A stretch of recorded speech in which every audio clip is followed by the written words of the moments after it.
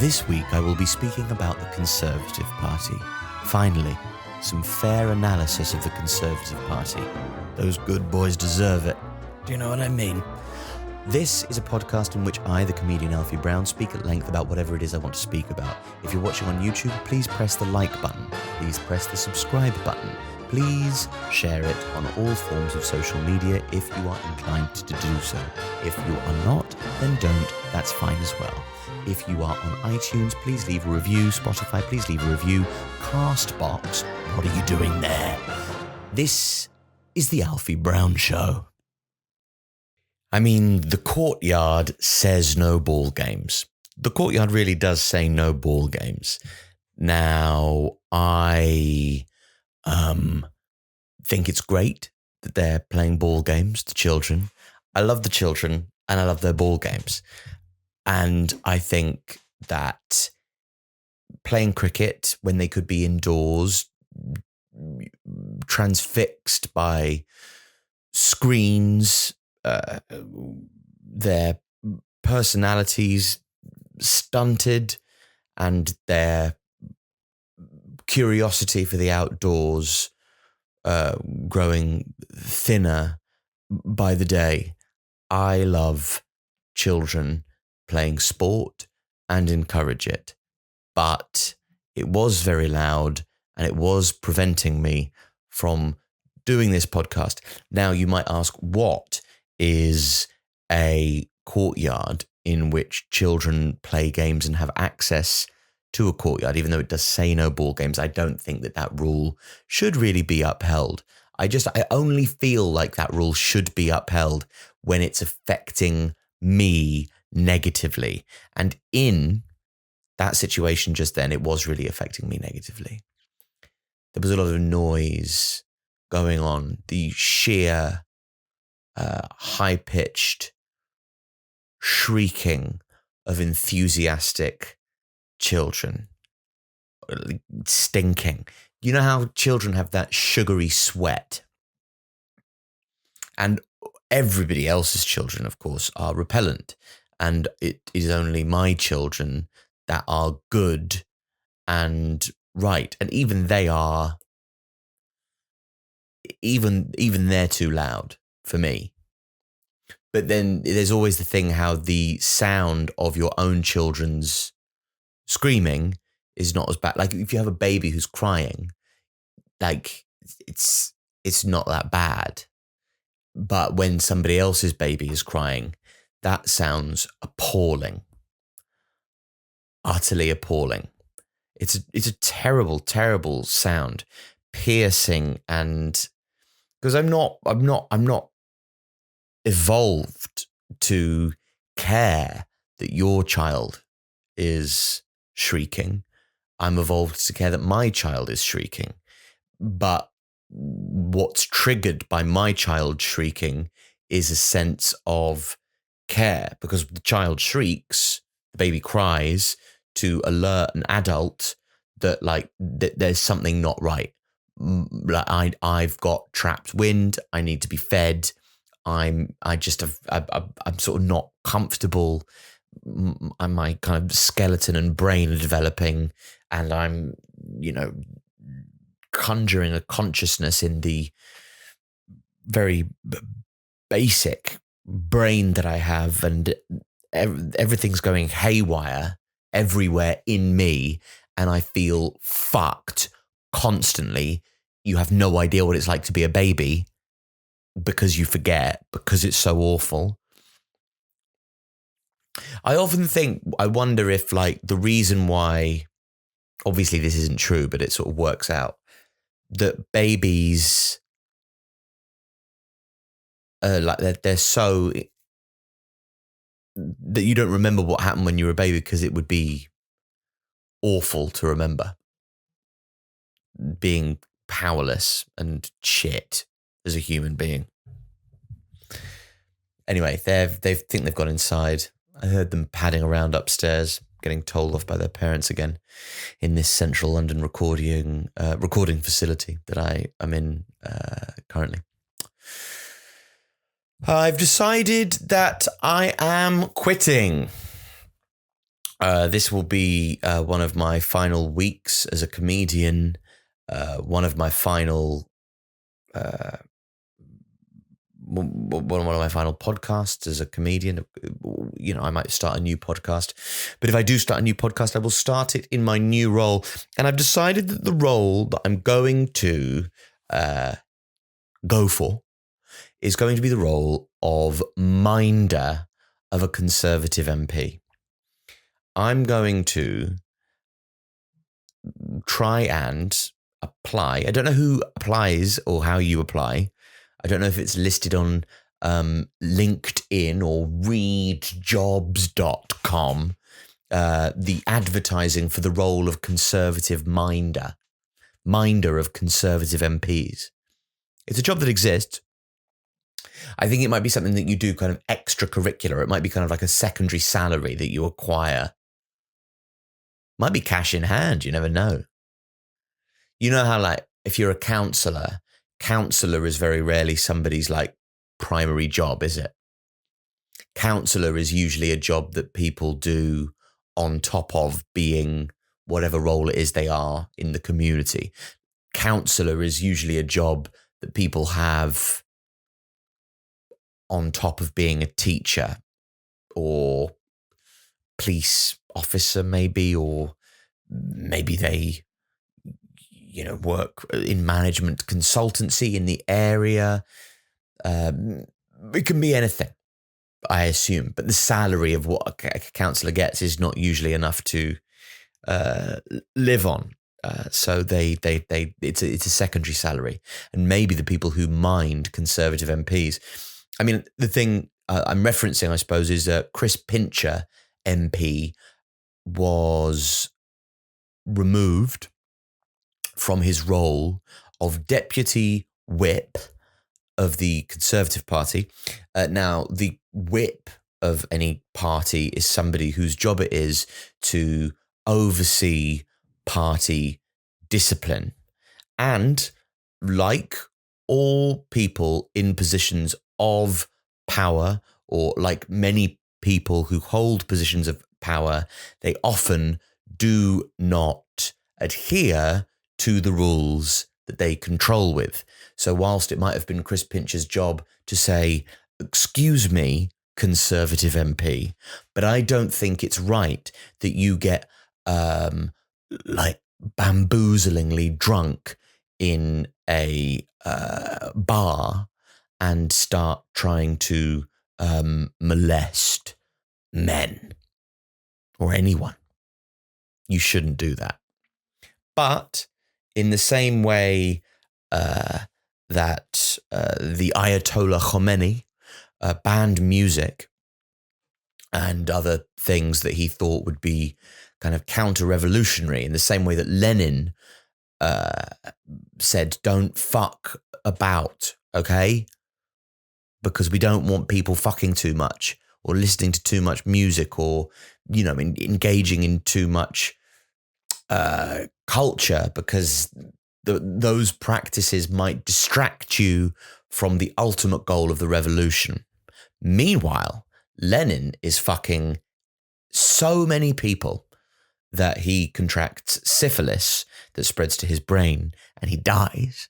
And the Ayatollah Khomeini was, you know, he was drink. They're all like every dictator of like an Arab or country that says don't drink, don't listen to music, don't have too much fucking good stuff, okay? Meanwhile, they're all at a party having loads of Prosecco and engaging their pleasure centres. But the populace must be suppressed. And if ever they were to discover the bounty of luxuries that were afforded to the people at the top of the society, they would go fucking ballistic and go, well, I'm not, this whole society is going to come down around you, sir, because I didn't realize there was all this like gorgeous stuff to do. There's Beyonce to listen to, people to fuck, figs to eat. Who the fuck are you to tell me I can't? Ayatollah. And Chris Pincher very much, ruled. He ruled with an iron fist, the same iron fist that that became rather more spongy and dexterous in private members' bars. The big problem being that he didn't think the members in these bars were quite as private as they are legally deemed to be.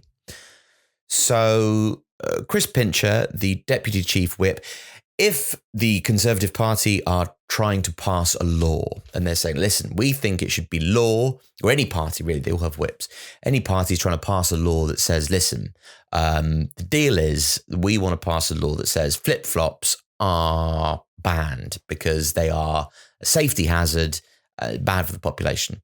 So banning flip-flops because they're stupid. And then the whips will go around and go, look, you're going to vote for the bill because otherwise it's going to be really fucking embarrassing. Do you know what I mean? It's going to be embarrassing for everybody if you don't vote with the government on the bill. So fucking would you? And then somebody goes to the whip, well, no, what's in it for me? Are you going to pass my, new the privatization of the recycling sector, like renewable trucks, recycling bollocks bill. They're all so boring that it's almost impossible to imagine what these things are. I once went to a talk on waste disposal. So anyway, sorry, I was just getting that. I've just to put a pin in this thought. I currently have COVID, and I'm gigging with my friend and colleague and brilliant comedian Sarah Pascoe on Wednesday, and she's got COVID, and so do I. So we probably got it together when we gigged in Surbiton together on Friday. So anybody who was coming to see me in Stoneleigh on the 6th of July, that gig's been postponed. Breaking news live on the Alfie Brown Show. That gig has been postponed to the 16th of August, where I won't be, obviously, because I'll be in Edinburgh at the Edinburgh Festival performing my hit and award-winning show, Sensitive Man, to the good people of the Edinburgh Fringe Festival 2022. It is going to kick off. Anyway, back to talking about Chris Pincher. He has a long history of sexual assault. He sexual assaulted people. He was known to have sexually assaulted men in the past before he even became an MP. They delved into his history. There was a conservative probe.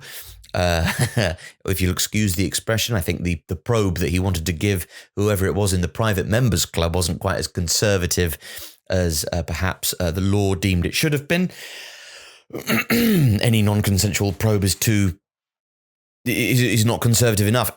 Anyway, this is ripe for shit puns. This whole Chris Pincher being nominative determinism, I suppose, being a joke that is possible to make. I suppose the men in the private members club must have been glad it wasn't Peter Bone who was in there with them. Otherwise, they would have been in for a more severe time of it. Or maybe glad that it wasn't the Prime Minister who bore his Johnson. That's quite tortured, that one. In 2001, Chris Pincher was untucking the shirt of a man called Alex Story, telling him he'd go far. You will go far in the Conservative Party. Not with an untucked shirt, you won't. What was it David Cameron said to Jeremy Corbyn? Do your shirt, wear a tie and sing the national anthem. Fucking bastards coming into work with an untucked shirt. Would you get the fuck out of here, please? Chris Pincher's been untucking my shirt. Chris. So anyway, I'm going to become a minder of Conservative MPs. To make sure that they don't get hammered and start misbehaving. What I'm interested in is what it is about Conservative MPs, because there are lots of MPs, members of Parliament, for the layman, that are prone or have been found to be shit in this particular department. And it's beyond, like, if you look at the Conservative MPs, like how many of them are, I think it was in the Marina Hyde article, or I can't remember what article it was in, but anyway, it's 1 in 8 Conservative MPs, or maybe just MPs, that have been found to be guilty of some sort of sexual misconduct. So what the fuck is going on? And the majority of these MPs, the majority of MPs who have been found guilty of some form of sexual misconduct have been Conservative MPs. So what's going on? Like, what is it about the structure of a Conservative mind that leads them to think that they might be, that leads them to commit sexual misconduct? That's what I meant. What is it? It's absolutely remarkable, because it does seem to fit the idea that what is important to yourself, what is important to me, you know, in the mind of, like, in the mind of Chris Pincher MP, he goes, but I want to fuck you. So, like, I don't really understand what else is relevant here. Like, I want to fuck you. So I must. It's not like premeditated or aggressive. It's selfish and like drunken and severely misjudged, and is so lacking in any facility for empathy that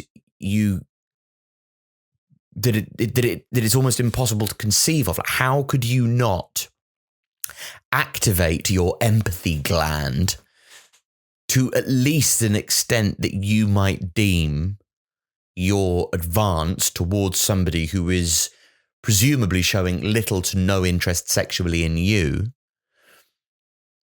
And this is sort of how I think all Tory policy must operate. Like, it's all to do with, and I mean, I know that there are so many other people who can say Tories bad. And to be completely honest with you, like, I agree.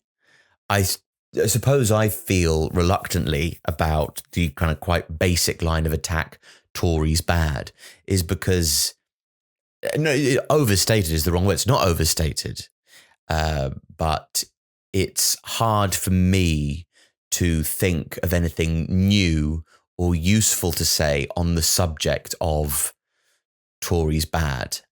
And also, I don't think it's necessarily helpful. I don't think that, it's not helpful, but I haven't found anything helpful to say in that mode yet that would help or be funny or anything that I'm interested in being interesting, funny, helpful. And those are the only things that I really want to achieve with anything that I do.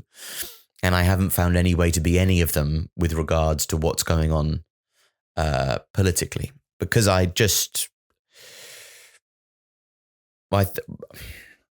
don't know, really. I suppose because I actually think that I found the last 6 years incredibly difficult to process, genuinely from an emotional point of view. I found the 2016 Brexit was one thing. The 2016 election of Donald Trump was like stunning. I didn't believe that. I think you have this preconception about the way in which the world works, whereby you think everything will be okay. Or maybe you hope that things will be okay. Like you have like struggle and policy implementation from the Conservative Party that has hurt communities throughout history. But I think because everything had been, and austerity had been difficult, but it had been difficult and horrible in more gradual ways than the immediacy of Brexit. And the immediacy of Brexit actually wasn't the immediacy of Brexit, because it was immediate in its immediate, like the revelation of the fact that it was going to happen. It didn't, did it, for 2 or so years. And actually the kind of full ramifications of what it means to not be in the European Union are being felt kind of now. And even now we're slowly moving into the full ramifications of what it means. Austerity, and also the notion of what austerity was quite hard to pinpoint, because it was one of those words that got overused by people who didn't understand what it meant. And lots of people who or economists who didn't like the Conservative government, or the coalition government rather, they actually said that they thought that austerity was overstated, that it wasn't actually austerity that was being implemented. It was bad investment, not necessarily a lack of it, but a system of bad government, and not cutting so much as a lack of investment in the right areas. Again, the thoughtlessness with regards to others and the identifying of problems and other people's hardship to your own sense of personal desire, your continued life, living the way that you would like it to go, and your own self-preservation. Whether that means me untucking your shirt and telling you that I think you're going to go far in the Conservative Party because I want to fuck you, whether or not you want to fuck me, I will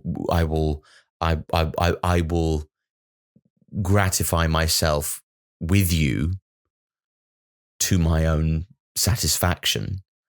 I will move through this life thinking that my fucking of the people who I desire is something that I deserve, or not even deserve, but just that that I wouldn't be able to, I haven't really computed that, in the same way that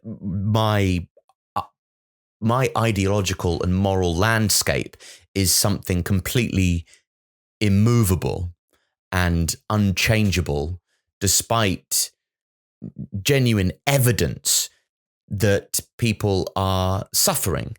And you have this in the microcosm of people in private members' clubs rejecting your sexual advances, and you have that in the macro sense of people suffering at the hands of a policy that you sort of feel emotionally or ideologically attached to. And I suppose your ideology is, an emotional part of you. Your ideology and your outlook makes up who you are and your own personal identity. That's why, politicians often get accused of flip-flopping. People don't like it when politicians flip-flop. I love it when a politician flip-flops. I mean, let's celebrate the changing of a mind. I know that I just, I don't like flip-flops, but politicians flip-flopping, I'm all here for. What's wrong? That is a weak footwear. So I associate it with a weak politician. Well, I'd much rather a flip-flop than a jackboot. You know, the absolutely intransigent shit, the inability of people to change their opinions when the facts change. I'm horny for you and I want to fuck you. Well, the facts have changed. I don't want to fuck you. I don't compute that. I will go about my forthright, lusty, and it was sexual assault. He committed sexual assault, and I didn't know what the link was when I first started talking, but I think that's a pretty good estimation, or it made sense to me. Let me know if it made sense to you. In terms of the psychological link between why it might be that these fucking I genuinely feel reluctant to say these awful people, these shit, maybe because I'm worried about sounding cliched or hack, but also like boo the Tories. This is so much worse than the Tories. This particular government are historically shit, real fuck pigs, awful people, kind of rotten, really ideologically rotten, and taken every single negative facet of what it was to be a bad politician in that way. And it's become a totally, like, it's metastasized. It's grown so exponentially awfully. This self-serving lack of decency, morality. These incredible people, really, really incredible, that I can't even imagine or process what it is to be in their position and be thinking that what they are doing is in any way decent or right, or I always feel like it's adolescent or a cop-out or unhelpful when people describe people as evil. And I still do, to be fair. I just think it's an oversimplification that doesn't mean anything. And I think, as I've said before, it sort of lets who you're talking about off the hook. Because the evil's sort of innate, isn't it? You know, if you're evil, it's sort of not your fault. It's this separate cosmic entity. You know, good isn't... The right thing isn't a choice often. What the right thing to do is often it's about difficulty and depth of thought and how much you're willing to challenge yourself to think about what you're doing. Because the right thing to do, it's in your interest to explain to yourself why the thing that you want to do is the right thing to do. So your own sense of morality is how hard you're willing to think about what you're doing, because what you want to do, you'll naturally explain to yourself why it's right. So it's about challenging yourself in moments or in choices that you make to be a certain way, or to make the right decision morally. Fuck. Anyway, I'm not sure how funny I've been in this episode. I apologize about that. I just find the whole thing quite remarkable. And the media is a huge problem with this and the way in which politics operates, which is another cliche. Oh, the media are misrepresenting or representing in the wrong way. I think the real problem is, like, people more than ever speak about the problem of bias, or people in the media speak about the need to be non-partisan or non-biased, or to take all political arguments that come forward on their own merits and to be engaged in adult political analysis rather than being reactive in any way that means that they could be accused of, like, as soon as somebody who works in the news voices some opinion or discontent about something that any politician has said, that's viewed as unprofessional. So you get to a point where everything is normalized because nobody's reacting in horror.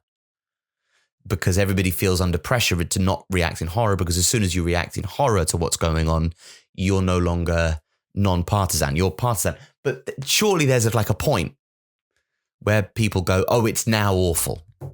It's now what has to happen for people who read the news, or for people who present Newsnight, or for Fiona Bruce on Question Time to go, look, this is mad now, isn't it? This is fucking stupid. What if, like, the new leader of the Labour Party is Simon Le Bon, and at Prime Minister's Question Times, all he does is sort of snarl and like squash tangerines in his fists and sort of throw them at people. And yeah, he can't say words. He just snarls like a wildebeest. And then you go, hey, I think that the right honourable gentleman, you will find, Mr. Speaker, the right honourable gentleman is just standing there snarling and sort of squashing, languidly squashing tangerines within his sort of fists, isn't he?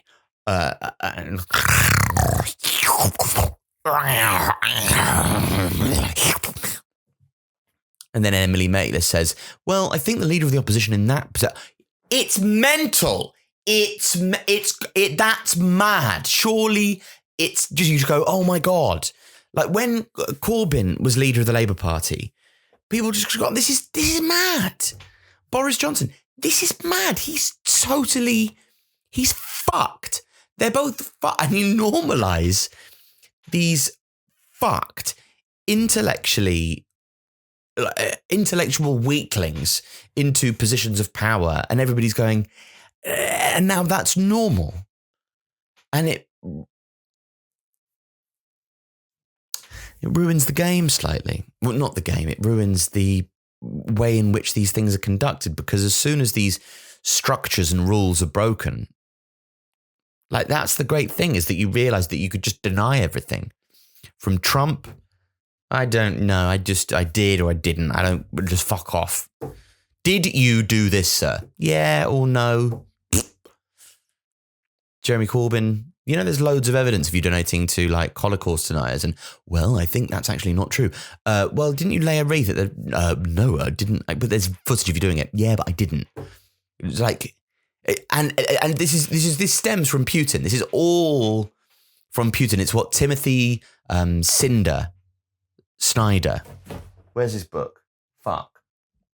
Cinder or Snyder? Cinder or Snyder? Anyway, he talks about it in his book. And Putin has been doing this since, I don't know, the Kursk submarine disaster. And Timothy Snyder calls it implausible deniability, which is really funny. And also, that's exactly what it is. Implausible deniability. Because for so long, we thought that deniability needed to be plausible. But what Putin and Trump and Corbyn, to an extent, and Boris Johnson have shown us, that deniability can be implausible. Did you just lie? No, but I can prove it. No, just shut up, fuck off. It's fucked. And I sort of agree that there is a reason why newsreaders and news presenters can't go, everything is burning down. This guy is a shit, because it sets a precedent for, like, what's the red line? What's the red line? Maybe it gets to a point whereby there is no red line anymore. And you then just when you disagree with anybody. But this is beyond disagreements. Like, you can have ethical arguments about some things. People want to have ethical arguments about abortion, and and that's probably necessary in the United States. And you wish that it wasn't, because you wish that everybody just believed, I assume, listener, in a woman's right to choose. But then other people don't. Because lots of women choose. It's not really a woman's right to choose. It's the individual's right to choose. The individual's whose body. It's agency over your own body, I suppose, obviously, isn't it? Not agency. So a woman's right to choose on behalf of her own body. Because lots of women who are anti-abortion, well, then they don't have to have one. Each, nobody's forcing you. So those ethical arguments, they need to take place in America, because it isn't to everybody. You wish it was, but it isn't. But there must be a place. Like, nobody's debating, whether or not we should go around kicking children in the shins unprovoked, because that's obviously, we all can see that we don't need to be kind of moral detectives to work out that that's wrong, do we? We understand that that's wrong. Almost everybody. And then, like, working things out, it's like on a scale, isn't it? Nobody wants to debate whether, sexual assault is okay. But is it okay? No. But, like, flirting, and then what constitutes morally responsible flirting, despite the fact that that is a kind of, that will dry up everything, won't it? People talk a lot more strongly than I think they actually act on things like that. People enjoy to flirt. It's just, the difficult truth about it is there is no right or wrong amount to flirt. It's about whether the person, having a good gauge, and whether the person wants to flirt back. And that depends on your perspicacity, your empathy gland working as well as you hope it might. And that's that's the difficult thing, because if you start flirting and you can't stop flirting, and the person obviously doesn't want to flirt with you, then that's when it becomes a problem. But that could just be talking to somebody. You keep on talking to somebody who doesn't want to be spoken to. That's a problem as well, isn't it?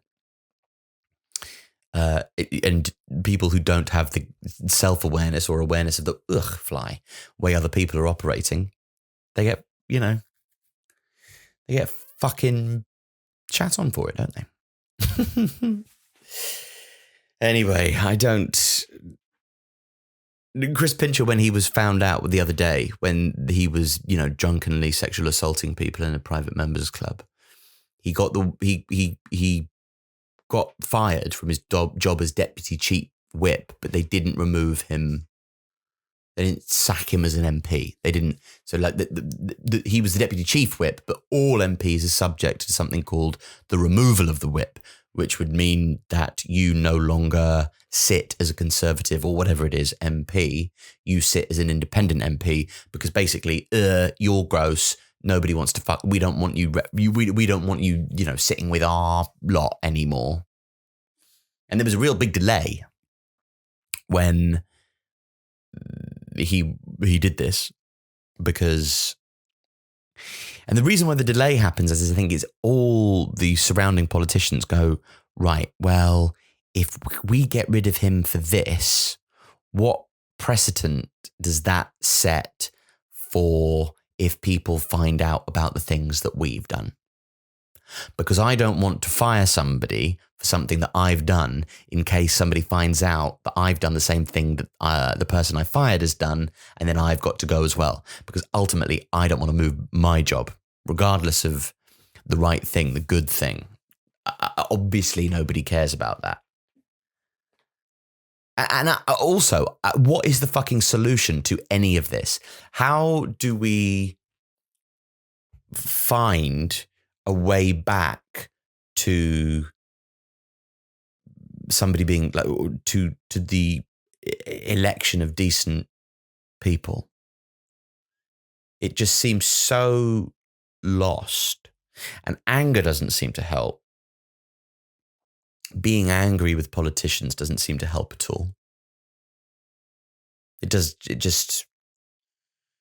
There's a really good article, I've forgotten what magazine. Oh, it was the New Humanist magazine, and it was philosophy. I think was it Julian Bagini writing about abortion? Anyway, it's brilliant. Or maybe it's in Prospect. Is it in Prospect?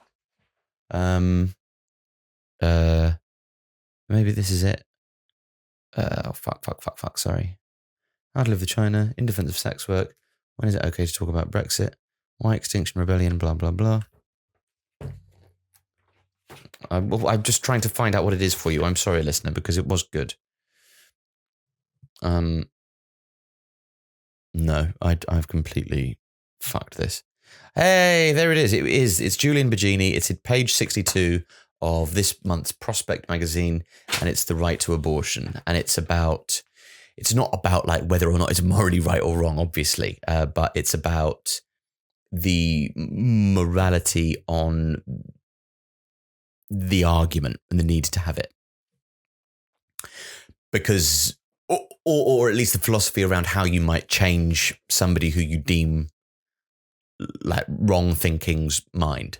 And it's about how the law around all of this necessitates that there be moral red lines, but the actuality of it. And yeah, I think I mentioned it. Fuck me. I need to keep a record of what I talk about in these things, because I have absolutely no. I keep on repeating myself. I feel like if I repeat myself, please let me know. I mean, have I ever asked that before? Please let me know.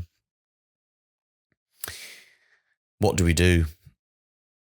How do we get out of the place that we're in?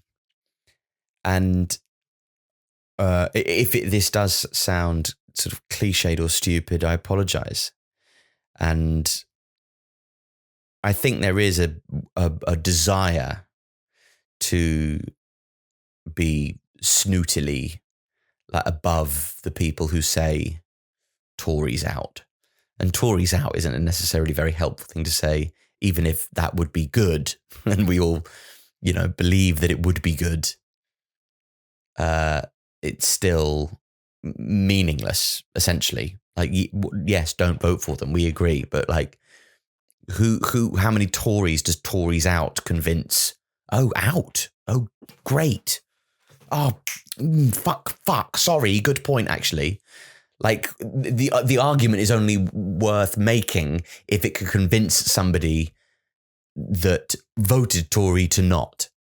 So how do you speak to those people? Because I'm pretty sure the vibe isn't Tories out, like changing people. Oh, Maidenhead is thriving with the message of Tories out, and now they're going to completely recalibrate all of their fucking brains, aren't they? Because you said Tories out, and now Maidenhead is awash with fucking tankies wielding hammer and sickles going, I can't believe we were, labouring, ironically, under the misapprehension of the benefit of Tory rule for so long. I can't believe it. Now we're all massive Labour heads, Kieran, lovely stuff. Let's all go fucking nutty bars for the brilliant Labour Party, because we've had our minds changed and shifted onto a different fucking axis by the linguistic and overpowering rhetorical majesty of Tories out. Well, whoopee shit, I am a changed fucking person. No. How do you affect them to change their minds? how do you affect,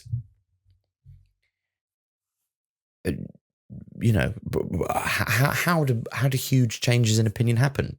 Tell me. Slowly and over time, involving loads of, difficulty and understanding, meeting in the middle. Like, despite the fact that, like, people who have, if you're going to defeat any anti-immigration sentiment, the only way in which you're going to defeat anti-immigration sentiment is by understanding why it exists in the first place. And it's all very well going, but the NHS needs, well, that argument obviously hasn't worked, has it? So make it better. And do you want to hear a shit metaphor? When Bruce Willis and his team, his crackpot team of drill experts are trying to destroy the asteroid that's on a collision course with Earth, they have to burrow down into the center of the asteroid because only explosives buried in the core can explode it from within. If you put explosives on the surface, it'll just be like putting a firecracker on. You put a firecracker on the palm of your hand, it'll be fine. You'll be fine. You close your fist, it'll blow your fist off. Don't know if that's true, but it's what he says in the film. It's the same thing with arguing with people, arguing with them nicely, but also finding out what the very structure of their own argument is and using their argument, or at least in some way empathetically reverse engineering their argument, making them understand why the things that they're afraid of are not to be worried about, realizing that the fact that the things that they want to keep because they don't believe in immigration like perhaps you do, they want to keep their culture, they want to keep their tradition, they feel uneasy with people, with being made to feel like there's a language that they don't know, like, rightly or wrongly, that's how they feel, I guess. The preservation of their own cultural identity, and they feel attached to because it makes up who they are and they don't want to lose it. So they feel alienated in a place that they wanted to feel comfortable. So people will feel reassured if you say, you don't need to worry. Your culture is not under threat. So don't worry. All of this, people, and here's what we're going to do to try and preserve what you've got. Because listen, I understand what you mean. Love your culture, mate. Love it. Think it's great, whether you do or not. Like, flags and football and singing 9 German bobbers during England games, I could do without. But, for some people who it might be very important. I wonder what this episode is. I really do. I can't believe I've spoken for so long on sort of one subject. I usually get derailed quite readily. But anyway, that was what it was. I've got COVID, so maybe I'm just going insane. But you won't get to see me in Stoneleigh on Wednesday. That's for damn sure.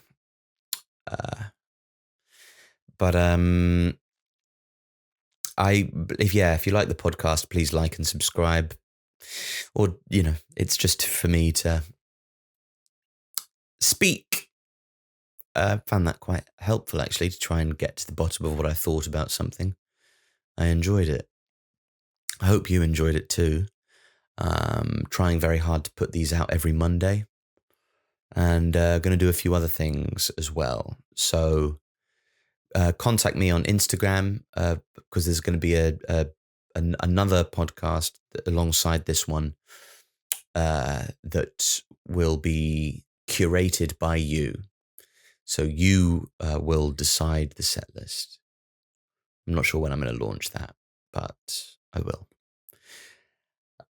Hope you've all had a lovely day, and I apologise if this one has been a little bit slower or different to the kind of Alfie Brown show that you're used to, but don't think it was shit. Think it was worthwhile. I certainly enjoyed it and found it useful. Very glad those fucking kids outside stopped fucking screaming for long enough for me to get my thoughts on the Conservative Party out. Awful. But maybe it's worth trying to understand. Maybe it isn't. Maybe it's just lost. Maybe, change comes through fight and kind of obstinate disapproval of, people who you deem to have bad morals, and through aggression and persistence, the right wins out. I mean, the right, like the morally right, not the right wing. All right. Well, this has been the Alfie Brown Show. Tell people who you like or you don't. Thanks very much for listening. I hope you have good weeks. Really hope it goes well for you in the good week department. Goodbye.